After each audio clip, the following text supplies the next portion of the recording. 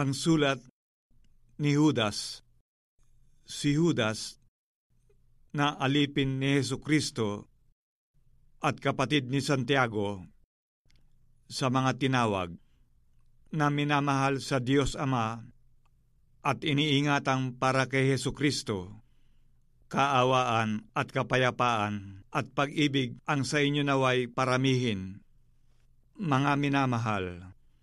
samantalang ako'y totoong nagsisikap ng pagsulat sa inyo tungkol sa kaligtasan nating lahat, ay napilitan akong sumulat sa inyo na inaaralan kayong makipaglabang masikap dahil sa pananampalataya na ibinigay na minsan at magpakailanman sa mga banal, sapagkat may ilang taong nagsipasok ng lihim, yaw mga itinalagaan ng una pa sa kahatulang ito, mga di banal, na pinalitan ng kalibugan ang biyaya ng ating Diyos, na itinatatuwa ang ating iisang guro at Panginoong si Hesukristo. Ninanasa ko ngang ipaalaala sa inyo, bagamat nalalaman ninyong maigi ang lahat ng mga bagay, na nang mailigtas ng Panginoon ang isang bayan sa lupain ng Ehipto, ay nilipol niya pagkatapos yaong mga hindi nagsisipanampalataya at ang mga anghel na hindi nangag-ingat ng kanilang sariling pamunuan, kundi iniwan ang kanilang sariling tahanan, ay iniingatan niya sa mga tanikalang walang hanggan sa paghuhukom sa dakilang araw. Gayon din ang Sodoma at Gomorra at ang mga bayang nasa palibot na mga ito, na dahil sa pagpapakabuyo sa pakikiapid at sa pagsunod sa ibang laman, ay inilagay na pinakahalimbawa na sila'y nagbabata ng parusang apoy na walang hanggan. Gayunmay ang mga ito rin naman sa kanilang pagkagupiling ay inihahawa ang laman at hinahamak ang mga paghahari at nilalait ang mga puno. Datapwat ang Arkanghel Miguel nang makipaglaban sa Diablo na nakikipagtalo tungkol sa katawan ni Moises, ay hindi nangahas gumamit laban sa kanya ng isang hatol na may pag-alipusta, kundi sinabi,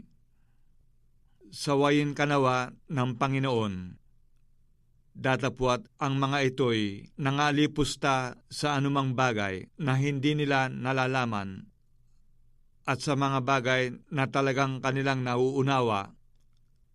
ay nangagpapakasira na gaya ng mga kinapal na walang bait sa aba nila, sapagkat sila'y nagsilakad sa daan ni Cain at nagsidaluhong na walang pagpipigil sa kamalian ni Balaam dahil sa upa,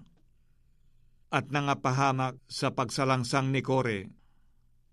Ang mga ito'y pawang mga batong natatago sa inyong piging ng pag-iibigan. Kung sila'y nakikipagpiging sa inyo,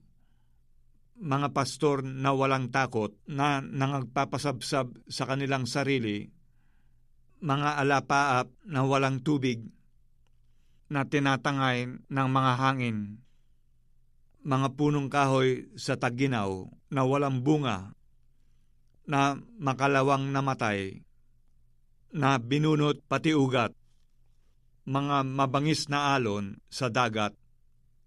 na pinagbubula ang kanilang sariling kahihiyan, mga bituing gala na siyang pinaglaanan ng pusikit, ng kadiliman magpakailanman. At ang mga ito naman ang hinulaan ni Enoch, na ikapito sa bilang mula kay Adam, na nagsabi, "Narito, dumating ang Panginoon na kasama ang kanya mga laksang-laksang banal upang isagawa ang paghuhukom sa lahat at upang sumbatan ang lahat ng masasama sa lahat ng kanilang mga gawang masasama na kanilang ginawang may kasamaan, at sa lahat ng mga bagay na mabibigat na sinalita laban sa Kanya ng mga makasalanang masasama. Ang mga ito ay mapagbulong, mga madaingin, na nangagsisilakad ayon sa kanilang masasamang pita, at ang kanilang bibig ay nangagsasalita ng mga kapalaluan, nangagpapakita ng galang sa mga tao dahil sa pakikinabangin. Ngunit kayo, mga minamahal, ay alalahanin ninyo ang mga salitang ng unay sinabi ng mga apostol ng ating Panginoong Hesukristo, kung paanong sinabi sa inyo, magkakaroon ng mga manunuya sa huling panahon na magsisilakad ayon sa kanilang masasamang pita. Ang mga ito ang nagsisigawa ng paghihiwalay, malalayaw, na walang taglay na espiritu. Ngunit kayo, mga minamahal, papagtibayin ninyo ang inyong sarili sa inyong lubhang banal na pananampalataya, na mananalangin sa Espiritu Santo, na magsipanatili kayo sa pag-ibig sa Diyos, na inyong asahan ang awa ng ating Panginoong Hesukristo sa ikabubuhay na walang hanggan,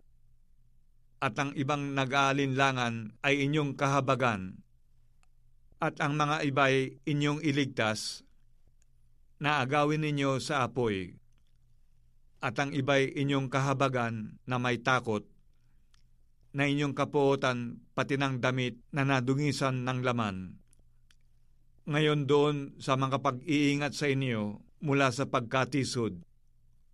at sa inyo'y makapagharap na walang kapintasan na may malaking galak sa harapan ng kanyang kaluwalhatian, sa iisang Diyos na ating tagapagligtas sa pamamagitan ni Hesukristo na ating Panginoon, ay sumakanya nawa ang kaluwalhatian, ang karangalan, ang paghahari at ang kapangyarihan